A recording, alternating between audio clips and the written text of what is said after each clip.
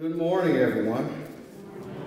I've never seen a microphone I didn't like, so I don't have many notes. I want to make sure I don't bore everyone. But I'll be remiss if I didn't thank you all for being here.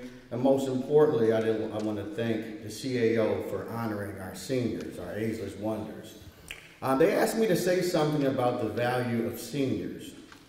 And I was looking around for a while, reading and trying to find what to talk about today. And I came across this thought about first fruits. And many of y'all know what first fruits is. First fruits is not a tithe. First fruit is not a sacrifice. It's your best. It's your brightest. It's your most important that you give in service of the Lord. So I think our seniors are our first fruit. And I think the best thing we can do to honor them is to make sure that we know that all their sacrifices, the efforts, the toils that they made are appreciated.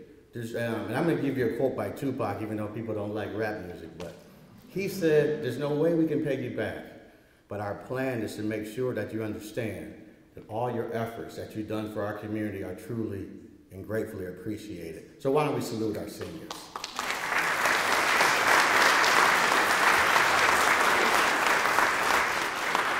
Thomas claims I'm always doing a little bootleg preaching, but I came across this verse. And it's actually from the Holy Quran. And it goes like this. It says, "With our elders we should exercise kindness. Because of them, we should exercise kindness and we should speak with them respectfully. And we shall lower our wing of humility and compassion with them. And say this prayer. My Lord, have mercy upon us, because they have brought us up in this world when I was young, have not slain me and provided for me." And when I thought about that, it made me realize all the sacrifices that our parents, our grandparents, and our elders had made for us. Most of us, as part of our American experience, are transplants or migrants from the South.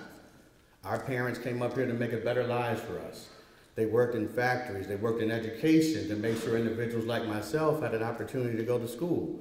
So I'm not standing on the shoulders of giants. I wouldn't even be here if it wasn't for the giants in this community that made us here, like the Margaret Strassner, the Louise Bonners, the King Petersons, the L. Nathan Hares, the Julius Dardens. I just want to talk about this, the Stallmarks, the Bill Gators, the individuals in our community that was out in the field toiling to make sure that individuals like myself had the ability to go to school.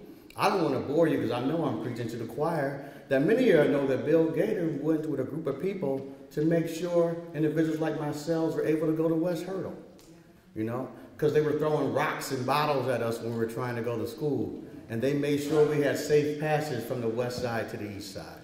And I say that because even though we have an oral history, a lot of young people have forgotten our history.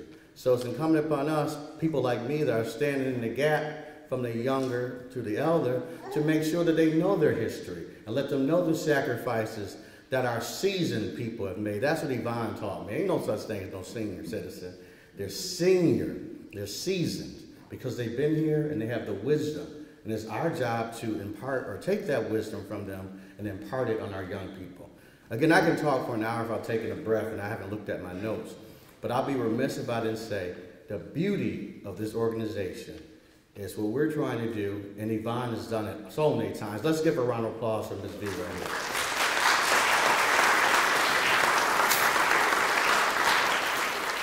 What we try to do is connect people with hopes and dreams with the people with ways and means. And that's what the community action organizations have been doing for the last 67 years. And with good individuals like yourselves, we're going to keep doing it. We're going to labor in that field, and we're going to make sure that we make individuals who need help get the help from us and help from everyone else they need. And that's all I can say. And as I want to conclude my remarks, I think the best thing that I do, and it's not being a judge, is giving service to our community. I think that's what we all have to do. There's, like I said, the way, or I think it was, it was an elder stateswoman, and it'll come back to me in 1 second.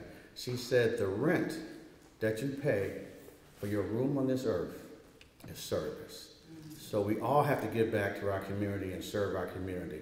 We have to make sacrifices for what we've done, and the only way we can give back is serving people and serving the less fortunate. And our job is to make sure that we're selfless.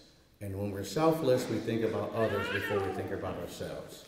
Now, I only have 5 minutes, so I know Thomas is giving me the hook, so I'm going to sum up. And the best thing I want to say is that I'm glad to be here. I'm glad to serve as the board president of the Community Action Organization of West New York. And most importantly, I'm glad to represent the individuals in this county, or these two counties, that it wasn't for you, and wasn't for the sacrifices, it wasn't for you uplifting your families and moving to this area, I wouldn't be able to stand here today to greet you. So thank you, everyone, and God bless you.